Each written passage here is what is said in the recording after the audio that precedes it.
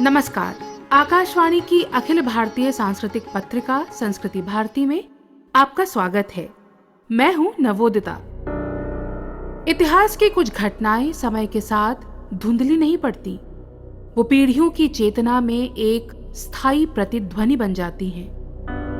13 अप्रैल 1919 का दिन, जलियांवाला बाग हत्याकांड एक ऐसा ही दिन है जिसकी वेदना और वीरता आज भी हमारे राष्ट्रीय मानस में गूंजती है। They've had their warning. No meetings.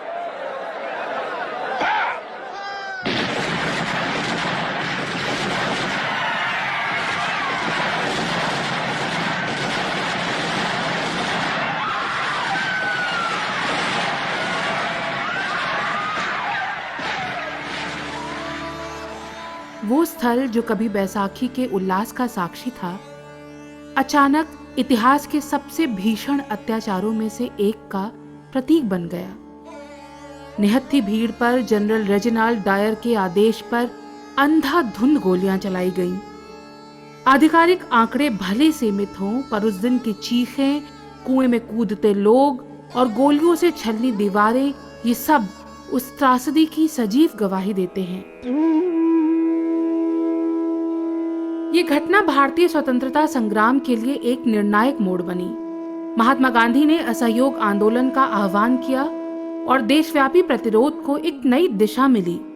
वहीं रविंद्रनाथ टैगोर ने अपनी नाइटहुड की उपाधि लौटाकर इस अमानवीयता के विरुद्ध अपनी असहमति दर्ज कराई। ये साहित्य और नैतिकता का एक अद्वितीय संगम था। 6 अप्रैल से 13 अप्रैल तक हर वर्ष मनाए जाने वाले जलियांवाला बाग राष्ट्रीय सप्ताह के रूप में हम इस स्मृति को केवल श्रद्धांजलि तक सीमित नहीं रखना चाहते, बल्कि इसे आत्ममंथन का अवसर बनाते हैं। ये सप्ताह हमें याद दिलाता है कि स्वतंत्रता केवल एक उपलब्धि नहीं, बल्कि सतत जागरूकता और जिम्मेदारी का नाम है। आज जब हम एक स्वतंत्र भारत के नागरिक हैं, तो यह आवश्यक है कि हम उन बलिदानों के अर्थ को समझें और उन्हें अपने जीवन में साकार करें। जलियांवाला बाग की मिट्टी, उसका संग्रहालय और वहां की हर निशानी हमसे प्रश्न करती है, क्या हम उस इतिहास के प्रति उतने ही सजग हैं जितना वो हमसे अपेक्षा करता है? आइए इस राष्ट्रीय सप्ताह में हम केवल स्मरण ही ना करें, बल्कि उस चेतना को भी आत्मसात करें जो अन्याय के विरुद्ध खड़े होने का साहस देती है। क्योंकि बलिदान की गूंज तभी सार्थक होती है जब वो हमारे भीतर संकल्प की आवाज बनकर हमेशा जीवित रहे। इतिहास की ये गूंजें केवल स्मरण के लिए नहीं होती, वो हमें हमारी विरासत की ओर भी ले जाती हैं। विरासत की बात हुई तो कुछ विरासतें ऐसी हैं जो विचारों में तो है ही, साथ ही साथ कुछ इमारतों में भी बसती हैं और कुछ आवाजों में जीवित रहती हैं, जो समय और सीमाओं को पार कर संपूर्ण विश्व तक पहुंचते हैं। ऐसी एक विरासत है आकाशवाणी और उसका दिल्ली स्थित प्रसारण भवन या ब्रॉडकास्टिंग हाउस। एक प्रेय सुबह की प्लेलिस्ट हो दोपहर की, एक गजल हो रात की, खबरें भी और बात भी, कल भी थी और आज भी आकाशवाणी है, आकाशवाणी at 90। आकाशवाणी के 90 वर्ष यानी आवाजों की एक ऐसी यात्रा जिसमें समय की धड़कनें, समाज की संवेदनाएं और संस्कृति की परछाइयां साथ साथ चलती रही हैं। आज की पहली प्रस्तुति में हम बात करेंगे उस इमारत की जो सिर्फ ईंट पत्थर नहीं, बल्कि इतिहास की साक्षी रही है, और उन तरंगों की जिन्होंने पीढ़ियों को जोड़ा है। आने वाली 18 अप्रैल को विश्व धरोहर दिवस भी है। इसी के उपलक्ष्य में आवाजों की विरासत, प्रसारण भवन और विश्व धरोहर दिवस पर बातचीत के लिए आज हमारे साथ हैं जानी मानी इतिहासकार, लेखिका और धरोहर संरक्षणकर्ता स्वप्ना लिडिल। स्वागत है आपका स्वप्ना जी आकाशवाणी के स्टूडियो में। बहुत बहुत धन्यवाद, आपने मुझे यहाँ आमंत्रित किया और मेरे लिए इस प्रसारण भवन में पैर रखना ही एक बहुत बड़ी चीज़ होती है। मुझे हमेशा बहुत अच्छा लगता है कि मैं ऐसी जो हमारी विरासत का हिस्सा है, ऐसी किसी भवन में मैं घुसूँ। तो हम शुरुआत इसी बात से करते हैं कि आकाशवाणी के 90 वर्ष हम मना रहे हैं और आने वाली 18 अप्रैल को विश्व धरोहर दिवस है, जैसा अभी बताया आपको। इन दोनों को जोड़ते हुए स्वप्ना जी, सबसे पहले हम जानना चाहेंगे कि आप विरासत को किस तरह देखती हैं, कि क्या ये कोई फिजिकल इंफ्रास्ट्रक्चर है, एक जीवंत अनुभव है? विरासत ये दोनों चीज़ें हैं, क्योंकि विरासत हमारे इतिहास का वो हिस्सा है जो हमारे साथ अभी जिंदा है। क्योंकि जो इतिहास जो बीत गया वो बीत गया, पर विरासत वो है जो आज हमारे साथ है और हमें आगे जाके देखना है कि इसका करना क्या है हमें। तो उस हिसाब से अगर देखा जाए तो आकाशवाणी का जो इंस्टीट्यूशन है वो खुद एक विरासत है, और ये जो इमारत है, ये भवन जो है, ये भी हमारे लिए विरासत है। इसकी जो ईंट पत्थर है वो भी विरासत है, और इसका जो इसके अंदर जो कुछ होता है जी, वो भी विरासत तरह का से। हिस्सा है। तो दोनों चीजें हैं इसमें। एक सवाल ये पूछना चाहेंगे कि आकाशवाणी ने बहुत लंबे समय तक ये हमारी सांस्कृतिक जो धरोहर है इसको गढ़ा है। हमारी सांस्कृतिक स्मृतियां आकाशवाणी से जुड़ी हुई हैं। तो जब हम इसे एक वर्ल्ड हेरिटेज के परिप्रेक्ष्य में बात करें तो आपको क्या लगता है, आकाशवाणी का दोनों तरह की धरोहर, जैसे हमारी सांस्कृतिक मेमोरी, हमारी सांस्कृतिक स्मृति में जिस तरह का आकाशवाणी है, इस इमारत के साथ आप उसको किस तरह देखती हैं? 90 साल का जी। जो इतिहास है, उसी इतिहास से तकरीबन काफी पहले समय से ये इमारत उससे भी जुड़ गई। क्योंकि ये जो इमारत जो बनी, इसका जो पहला प्लान था वो 1940 में आया, और जब 1940 में आया उस वक्त नई दिल्ली बन चुका था। तो जाहिर है कि वहीं बनना था, उसका जो हेडक्वार्टर जो था आकाशवाणी का, जी।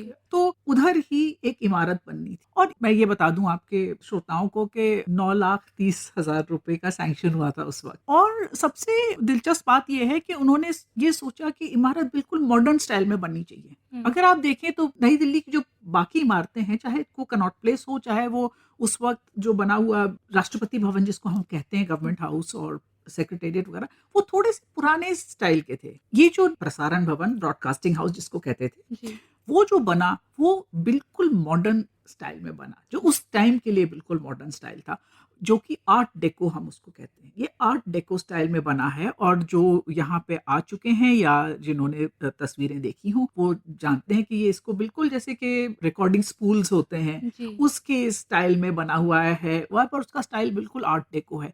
अगर आर्ट डेको को ही अगर हम थोड़ा और समझना चाहें, आर्ट डेको को अगर हम आप कहते हैं तो क्या अपने दिमाग में हमारी ये तस्वीर उभरनी चाहिए? आर्ट डेको जो स्टाइल है, जैसे कि न्यूयॉर्क में हाई राइज बिल्डिंग्स थी, जो क्राइसलर बिल्डिंग जिस तरह से है, जी। वो एक बहुत अहम नमूना है आर्ट डेको का। हमारे कई सारे सिनेमा हॉल्स जी। जो बने वो आर्ट डेको स्टाइल में बने। मुंबई में जो बड़ी बड़ी कमर्शियल बिल्डिंग, सिनेमा हॉल्स, बल्कि मुंबई की जो आर्ट डेको है वो अब विश्व धरोहर, यूनेस्को वर्ल्ड हेरिटेज मानी जाती है। तो आर्ट डेको एक बहुत इंपॉर्टेंट स्टाइल था और बहुत मॉडर्न था उस वक्त।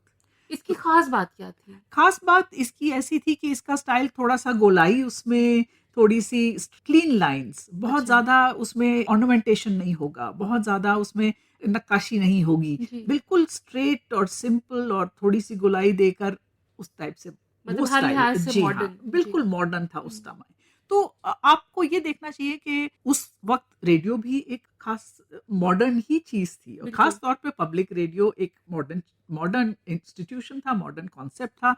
तो उसी तरह से बिल्डिंग भी उसी स्टाइल में, बिल्कुल मॉडर्न स्टाइल में थी। और ये मेरे ख्याल से उस वक्त 1943 में ब्रिटिश राज था, पर इंडियन नेशनल मूवमेंट भी बहुत बढ़ रहा था, और इंडियन जो हम भारतीयों की बात करते हैं, हम लोग भी एक मॉडर्निटी की तरफ देख रहे थे। लोग ये सोच रहे थे कि हम एक मॉडर्न नेशन है, हमें अपनी मॉडर्निटी को भी एक्सप्रेस करना चाहिए। तो वो हमारे जो सेंसिबिलिटीज थी, हमारा जो कल्चर जो आगे बढ़ रहा था, उसके से भी मेल खाता था वो। जी। तो ये है इमारत की कहानी। अभी आप इमारत के बारे में बता ही रही थी, इस इमारत से जुड़ी और चीजें आपके दिमाग में जो आती हैं आर्किटेक्चरल पॉइंट ऑफ व्यू से? देखिए, ऐसा है कि इस किस्म की जो इमारतें हैं ये हमारी धरोहर में आती हैं, और हम धरोहर की जब बात करते हैं तो हमें सिर्फ ये नहीं सोचना चाहिए कि धरोहर वही है जो 100 साल पुरानी है या उससे ज्यादा पुरानी है, या कोई बहुत ही प्राचीन काल की जो इमारतें हैं उसमें धरोहर आनी चाहिए। हमें ये भी देखना चाहिए कि जो हमारी मॉडर्न हेरिटेज है, मॉडर्न हेरिटेज का नाम आजकल होने लगा है, पर लोग अभी भी समझते नहीं कि मॉडर्न को हम हेरिटेज क्यों समझते हैं। पर देखिए, समय तो बढ़ता जाता है, और अगर हम 80 साल पुरानी बिल्डिंग को या 70 साल पुरानी बिल्डिंग को आज नहीं बचाएंगे तो वो 100 साल की कब होगी। मैं ये नहीं कह रही हूँ कि हर चीज को बचाना चाहिए, पर कई कई चीजें हैं, जैसे ये इमारत है, और इस इमारत से हमारा जो इतिहास है उसके कितने अहम जो लम्हे हैं वो जुड़े हुए हैं। जी। मैं यहाँ स्टूडियो में घुस रही थी तो मैंने देखा कि कितनी सारी पुरानी फोटोग्राफ्स लगी हुई हैं। महात्मा गांधी कब आए यहाँ पे, किस स्टूडियो में बैठे, क्या उन्होंने स्पीच दी, ये सारी चीजें जो हैं, ये सारी जो हिस्ट्री है, सारा जो इतिहास है, ये बिल्डिंग से जुड़ा हुआ है। तो यहाँ से अगर आप कहीं और चले जाएं तो वो मजा नहीं आएगा। तो ये चीजें संभाल के रखना बहुत जरूरी है। फर्क नहीं पड़ता कि आप 100 साल की बात कर रहे हैं या 50 साल की बात कर रहे हैं, आपको ये देखना है कि ये अहम है कि नहीं है। और अगर अहम है, चाहे वो आर्किटेक्चरल पॉइंट ऑफ व्यू से हो, ये जो इमारत है उसका इंस्टीट्यूशनल तो हमने बात कर ली, बट इमारत के तौर पे भी ये दिल्ली के नक्शे में एक बहुत अहम लैंडमार्क जिसको कह सकते हैं, बल्कि देश के नक्शे हाँ में। देश के नक्शे में, कि इसको संभाल के रखना, इस खास बिल्डिंग को संभाल के रखना। और ऑफ कोर्स क्या होता है कि एक इंस्टीट्यूशन जब बढ़ता है तो नया इंफ्रास्ट्रक्चर उसमें ऐड होता है, जी। और ये एक तरीका है कि हम उस धरोहर को आगे ले जाएं कि पुराने को ना तोड़ें, उसको भी रखें। जी। तो ये अच्छी बात है। पर मैं ये कह रही हूँ कि अभी भी कि ये जो बिल्डिंग है ये थोड़ी सी यूनिक है, क्योंकि ये एक ऐसे मॉडर्न स्टाइल की बिल्डिंग है जो कि ये आर्ट डेको स्टाइल दिल्ली में कम देखा जाता है। मेरा सवाल ये है स्वप्ना जी आपसे कि अभी जैसे हमने बात की, हम अपनी रोजमर्रा की जिंदगी में बहुत ज्यादा एक तो अवेयर नहीं है, अपने अगल बगल की कोई हेरिटेज अगर बिल्डिंग है हमारे आसपास, जागरूक ही नहीं है। तो पहले तो एक आप जागरूक होने का तरीका बताइए, और दूसरा उदाहरण के तौर पर हम ब्रॉडकास्टिंग हाउस में रोज आ रहे हैं, तो यहाँ ऐसा क्या कर सकते हैं या क्या नहीं करना चाहिए जिससे जो धरोहर है वो संरक्षित रह सके। सबसे पहली बात जो आपने बिल्कुल सही कही कि आम जनता को थोड़ा सा जागरूक होना पड़ेगा, और जागरूक होने के लिए कुछ ऐसे प्रोग्राम्स डिवाइस कर लीजिए, जी। एक बना लीजिए जिससे ये जागरूकता आ सके। तो मेरे ख्याल से उस किस्म का कोई प्रोग्राम अगर हो जो कि यहाँ पे जो लोग काम करते हैं या बहुत लोग विजिट भी करते हैं, उनके लिए एक छोटा सा, चाहे वो पैम्फलेट हो, चाहे एक वॉक थ्रू हो, या कुछ बना दिया जाए, उससे बहुत उसमें मदद मिलेगी। और हमेशा मैं ये कहती हूँ, सिर्फ सेंटिमेंट पे कि हमें गर्व है और हमें बहुत अच्छा लगता है, उससे काम नहीं चलेगा। हमें प्रैक्टिकल भी होना है। तो प्रैक्टिकलिटी में ये होता है कि एक्सपर्ट्स हैं जो कि आपको बता सकते हैं कि किस तरह से एक बिल्डिंग को संभालना है, क्योंकि हेरिटेज बिल्डिंग्स जैसे हैं उनको संभालना थोड़ा सा, मैं नहीं कह रही हूँ कि मुश्किल होता है, मैं कहती हूँ थोड़ा सा उसमें जागरूकता आनी चाहिए, अलग होता है। हाँ अलग होता है। तो उसको समझने के लिए आप एक्सपर्ट्स को कैसे इन्वॉल्व करते हैं, चाहे आपका रेनोवेशन चल रहा हो या आप अपग्रेडेशन चल रहा हो, उसमें किस तरह से उसका प्लान करना है, किस तरह से हेरिटेज एक्सपर्ट्स को उसमें इन्वॉल्व करना है, वो सब चीजें जरूरी होती हैं। और हर कदम पे हमें ये देखना है कि हमारी हेरिटेज को हम किस तरह से एक एसेट बना सकते हैं। मैं आपको बहुत सिंपल एग्जांपल दूं, हम दिल्ली में बैठे हैं इस वक्त, दिल्ली में एक पुराना शहर है शाहजहानाबाद जिसको कहते हैं, इतनी सारी पुरानी हवेलियां हैं, और रोज मैं देखती हूँ कोई हवेली तोड़ के उसमें कोई शोरूम बन जाता है या कुछ दुकान बन जाती है, कुछ बन जाता है। और अगर हम उन हवेलियों को संभाल के रखें और उसको एक एसेट बना लें, क्योंकि ऐसे बहुत सारे पुराने शहर हैं दुनिया भर में जहां लोग सिर्फ वो पुरानी हेरिटेज को ही देखने आते हैं और उसको एक्सपीरियंस करने आते हैं, और वो अगर हो जाए तो लोग जिनके पास ये हेरिटेज है उनके लिए एक एम्प्लॉयमेंट जनरेशन का, एक कॉमर्स का बहुत बड़ा जरिया बन सकता है। तो एक एसेट है, एक इकोनॉमिक एसेट, और कैसे डेवलपमेंट आप हेरिटेज के साथ कर सकते हैं। कई बार हेरिटेज और डेवलपमेंट को आमने सामने कर दिया जाता है कि आप कौन सा चूज करेंगे, आप डेवलपमेंट चूज करेंगे कि हेरिटेज चूज करेंगे, पर ऐसा नहीं है।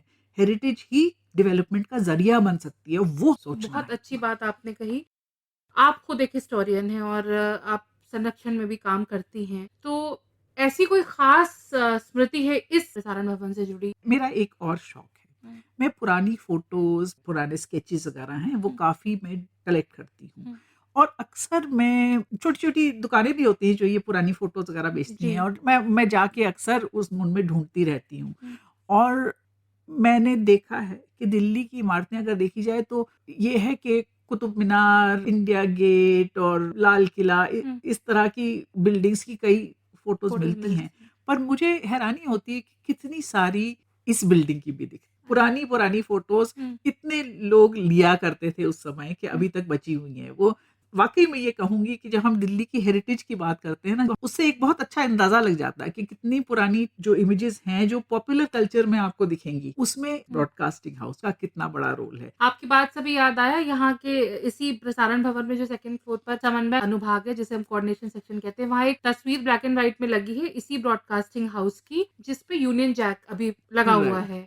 ये इंडिपेंडेंस से ठीक पहले का वो तस्वीर है, वो फ्रेम्ड है वहाँ। एक छोटा सा सवाल अंत में ये है कि आकाशवाणी के श्रोताओं को अगर हम कहें तो कोई खास संदेश आप देना चाहें? मुझे लगता है कि आकाशवाणी का, मैं पहले भी ये कह चुकी हूँ कि आजकल जो इतना पॉडकास्ट वगैरह का जो शौक लोगों को हो रहा है, आप आकाशवाणी को सबसे पहला पॉडकास्ट समझ सकते हैं, जो कि आज भी जिंदा। और जहाँ तक विरासत का सवाल है, थोड़ा सा अपना दिमाग खोलिए कि विरासत कई तरह की होती है, चाहे वो मॉडर्न बिल्डिंग्स हो, चाहे इंस्टीट्यूशंस हो, चाहे कई सारी चीजें। तो इसलिए टेक्नोलॉजी भी एक समय विरासत ही है, इसलिए आप अपना जो दायरा है वो बढ़ाइए। बहुत शुक्रिया स्वप्ना जी, हमारे स्टूडियो में आने के लिए और इस विषय पर इतनी रोचक बातें हमारे साथ साझा करने के लिए बहुत शुक्रिया। तो ये थी स्वप्ना लिडल, जो हमें याद दिलाती है कि आकाशवाणी जैसी आर्किटेक्चरल और सांस्कृतिक विरासत सिर्फ अतीत की धरोहर नहीं, बल्कि वर्तमान की जिम्मेदारी भी है।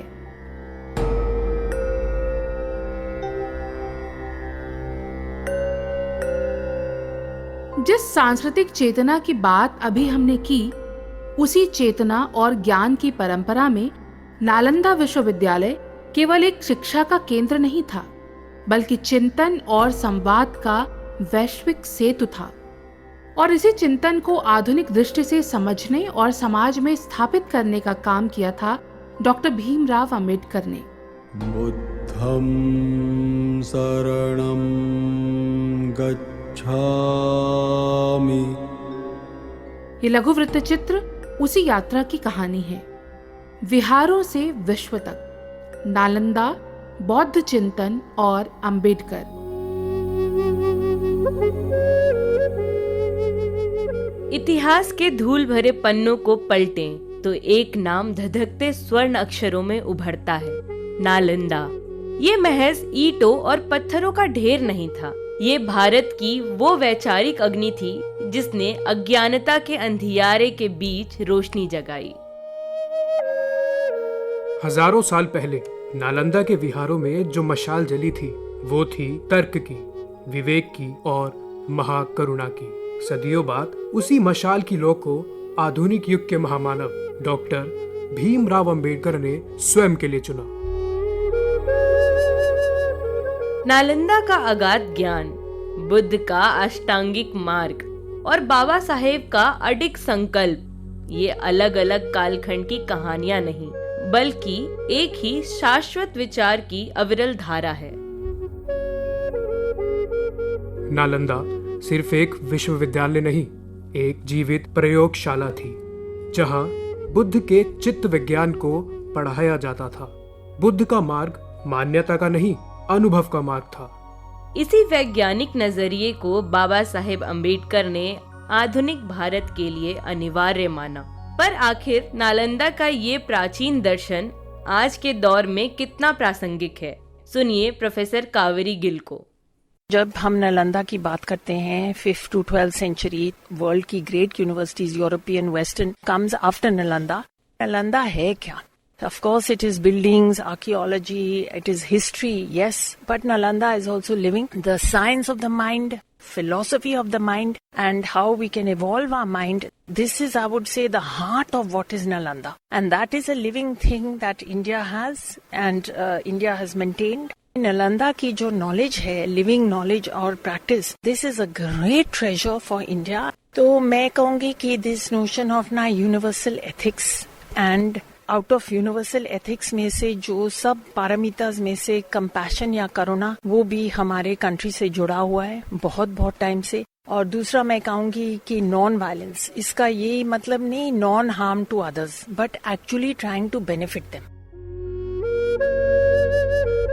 अक्सर लोग पूछते हैं कि बाबा साहेब ने बौद्ध मार्ग ही क्यों चुना। जवाब नालंदा की उस शिक्षा में छिपा है जो हर व्यक्ति को अपना दीपक खुद बनने यानी अप दीपो भव की प्रेरणा देती थी। नालंदा की आजादी, बुद्ध की करुणा और अंबेडकर का न्याय, इन तीनों का संगम ही आज का आधुनिक भारत है। क्या आप जानते हैं कि नालंदा की ये शिक्षा एक इंसान को भीतर से कैसे बदलती थी? सुनिए इंटरनेशनल बुद्धिस्ट कॉन्फेडरेशन के सेक्रेटरी जनरल आदरणीय एस.के. रिनपोचे को। नालंदा का जो एजुकेशन सिस्टम, जो पुराना सिस्टम है, वो आजकल के दौर में उसे फॉलो करने वाले कुछ संस्थाएं हैं। आजकल के दौर में जो मॉडर्न एजुकेशन सिस्टम है उसमें यूरोपियन एंड वेस्टर्न एजुकेशन का प्रभाव बहुत ज़्यादा है। तो इसलिए मैं ये नहीं कहूँगा कि आजकल की जो मॉडर्न एजुकेशन सिस्टम है उससे नालंदा एजुकेशन सिस्टम ने इन्फ्लुएंस किया है, मैं नहीं कहूँगा। अगर हम नालंदा का जो एकेडमिया था और एजुकेशन सिस्टम था, अगर उसको हम फॉलो करते हैं तो का रिजल्ट अलग हो सकता है। वो क्योंकि it's a holistic education system. Today's education system is just educating your brain, not educating in a holistic manner. So that is the big difference. इंसान को इंसान समझना, इक्वालिटी, कंपैशन, इक्वानिमिटी और एम्पैथी, ये सब चीज़ें जो है वो उसके बारे में social, ethical and emotional learning, Nalanda education में ये सब तत्व मिलते हैं जो कि मॉडर्न एजुकेशन में कहीं ना कहीं मिसिंग है, जिसे हमें नालंदा एजुकेशन से लेकर उसको ऐड अप करके उसको पूरा बनाने की जरूरत है। नालंदा का प्रभाव केवल उसकी भौगोलिक सीमाओं तक सीमित नहीं था। यहाँ से तैयार हुए प्रखर दिमागों ने पूरी दुनिया में शांति और प्रज्ञा का संदेश पहुँचाया। नालंदा ने कैसे बेहतरीन व्यक्तित्वों को गढ़ा और उन्हें मानवता का दूत बनाकर विश्व पटल पर भेजा, सुनिए आदरणीय जी.जे. रिनपोचे, अध्यक्ष और सचिव पद्म संभव महाविहार, ओडिशा। आज भारत को विश्व में जानते हैं तो इसका कारण है Nalanda, because Nalanda exported and groomed the finest of the mind.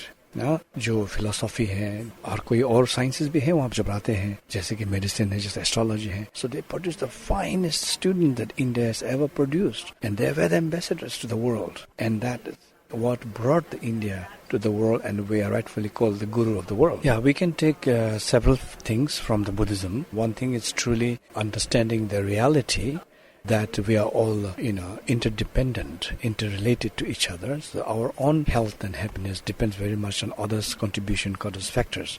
So it is in our interest to care for others. So that is really the importance of the interdependency. If we do that, then we will also learn how to develop a genuine compassion to everyone. And also to the fact that nothing is permanent. Nothing lasts forever.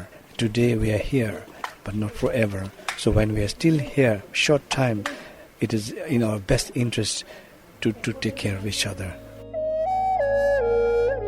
आज जब हम नालंदा को फिर से जीवित होता देख रहे हैं तो ये केवल खंडहरों का पुनरुद्धार नहीं है। सुनते हैं इस ऐतिहासिक वैभव को पर्दे पर उतारने वाले फिल्मकार सुरेंद्र एम तलवार को। नवनालंदा महाविहार का contribution in Buddhist art, philosophy, literature है ना, और कैसे जगह जगह दुनिया में कैसे गया और कैसे लोग आते थे और कैसे एक पूरे मगध में एक इकोसिस्टम था। नालंदा उसी इकोसिस्टम का हिस्सा था। तो उसमें ना बहुत सारे इंस्टीट्यूशंस थे, नालंदा अकेला नहीं है। तो नालंदा ट्रेडिशन जिसे बोलते हैं, ये सब इंस्टीट्यूशन जो बाकी इंस्टीट्यूशंस है वो इसके एक हिस्सा है ना, they are part and parcel of this. तो अभी क्या होता है कि हम नालंदा को आइसोलेशन में देखते हैं, हम सिर्फ नालंदा की बात कर रहे हैं, but Nalanda is an ecosystem है ना, उसमें हर ये इंस्टीट्यूशन इम्पोर्टेंट है और कैसे यहाँ से नए आइडियाज हर चीज में, आर्ट, आर्किटेक्चर, फिलॉसफी, टीचिंग्स, वो एशिया में जगह जगह गए और स्पेशली ईस्ट एशिया में बहुत इन्फ्लुएंस था। वहाँ से मंक्स आते थे, यहाँ ट्रेन होते थे, संस्कृत पढ़ते थे, एक्सचेंज होता था। यहाँ जो लोग बोलते हैं कि टेक्स्ट ले जाते थे, लेके नहीं जाते तो कॉपी करके लेके जाते थे। They were carrying copies, they were not carrying original text. तो ये एक हेरिटेज है, I think which should come in front of the people. Nalanda के विहारों से जो प्रज्ञा की लहर उठी थी वो आज के डिजिटल युग और आर्टिफिशियल इंटेलिजेंस के दौर में और भी प्रासंगिक हो गई है। नालंदा का वो ज्ञान यज्ञ आज रुका नहीं है। जब भी हम तर्क की बात करते हैं, जब भी हम करुणा को चुनते हैं और जब भी हम सामाजिक न्याय के लिए खड़े होते हैं, तब असल में हम आधुनिक नालंदा की ही नींव रख रहे होते हैं। स्मृति में नालंदा, मार्ग में बुद्ध और संकल्प में अंबेडकर, ये त्रिकोण ही हमारे एक सचेत और बेहतर मनुष्य होने की आधारशिला है। संस्कृति भारती के लिए मैं नेत्रा और मैं हूँ प्रांजल। अभी आपने सुना ये लघु वृत्त चित्र विहारों से विश्व तक, नालंदा, बौद्ध चिंतन और अंबेडकर।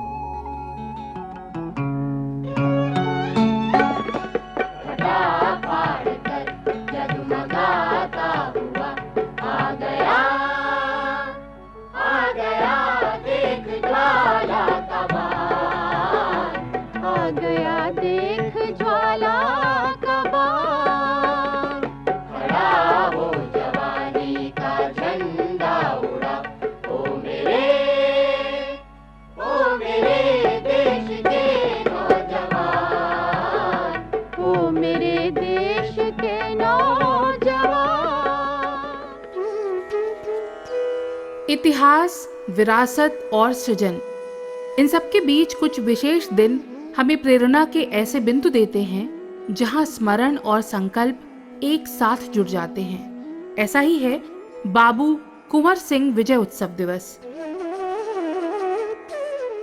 भारत के स्वतंत्रता संग्राम का इतिहास केवल घटनाओं का क्रम नहीं, बल्कि अदम्य साहस और त्याग की एक जीवंत गाथा है। ऐसे ही एक प्रेरक अध्याय के नायक हैं वीर कुंवर सिंह, जिनका जीवन ये सिद्ध करता है कि देशभक्ति और वीरता जैसे मूल्य उम्र की सीमाओं से परे होते हैं। बात जब प्रेरणा की हो तो कला भी हमारे भीतर वही चेतना जगाती है, संवेदना की, प्रश्न की और सृजन की। 15 अप्रैल को विश्व कला दिवस है। कला मनुष्य की वो सूक्ष्म भाषा है जो शब्दों की सीमाओं से परे जाकर अनुभवों को रूप, रंग और लय में रूपांतरित करती है। विश्व कला दिवस के बहाने हम केवल कला का उत्सव नहीं मनाते, बल्कि उस संवेदनात्मक दृष्टि का भी सम्मान करते हैं जो साधारण में असाधारण को देख पाती है। आज जब डिजिटल माध्यमों ने सृजन के नए आयाम खोल दिए हैं, कला का स्वरूप और भी बहुआयामी हो गया है। लेकिन प्रश्न वही है, क्या कला केवल सौंदर्य का उत्सव है या ये असुविधाजनक प्रश्नों का साहस भी रखती है? एक सच्चा कलाकार वहीं खड़ा होता है जहां सुविधा समाप्त होती है और संवेदना का जोखिम आरंभ होता है। इस विश्व कला दिवस पर शायद सबसे जरूरी है कि हम कला को उपभोग की वस्तु से आगे बढ़ाकर संवाद का माध्यम माने, क्योंकि कला जीवंत ही तब होती है जब वो हमें भीतर से विचलित करे, सोचने पर मजबूर करे और अंततः हमें थोड़ा सा अधिक मानवीय बना दे। कला और संगीत ये दोनों ही केवल अभिव्यक्तियां नहीं, बल्कि वो अमर स्वर हैं जो समय के पार जाकर भी जीवित रहते हैं। सुरों की दुनिया में उस्ताद बड़े गुलाम अली खां की गायकी आज भी जीवंत है। उनकी आवाज मानो भावों की एक अनंत यात्रा पर ले जाती है हमें। वहीं पंडित रविशंकर ने सितार के तारों के माध्यम से भारतीय संगीत को एक वैश्विक पहचान दी। उस्ताद अली अकबर खां के सरोद की गूंज तो आज भी श्रोताओं के मन में गहराई तक उतर जाती है। उधर चित्रकला की दुनिया में राजा रवि वर्मा ने भारतीय कथाओं को रंगों में ऐसा जीवंत किया कि वो जन जन तक पहुंच पाई। जामिनी रॉय ने लोक कला की सरलता में आधुनिकता का एक नया आयाम जोड़ा और नंदलाल बोस ने भारतीयता की आत्मा को अपनी रचनाओं में बहुत गहराई से उकेरा। तो सुर, रंग और सृजन के ये अमर हस्ताक्षर केवल नाम नहीं हैं, हमारी सांस्कृतिक स्मृति के आधार स्तंभ हैं। इनके सुर, इनके रंग और इनकी कल्पनाएं आज भी हमें भीतर से समृद्ध करती हैं। यही है हमारी सांस्कृतिक धरोहर जो हमें अतीत से जोड़ती है, वर्तमान में सजग रखती है और भविष्य के लिए दिशा देती है। इसी के साथ संस्कृति भारती का ये अंक अब संपन्न होता है। नवोदिता को अनुमति दीजिए। नमस्कार।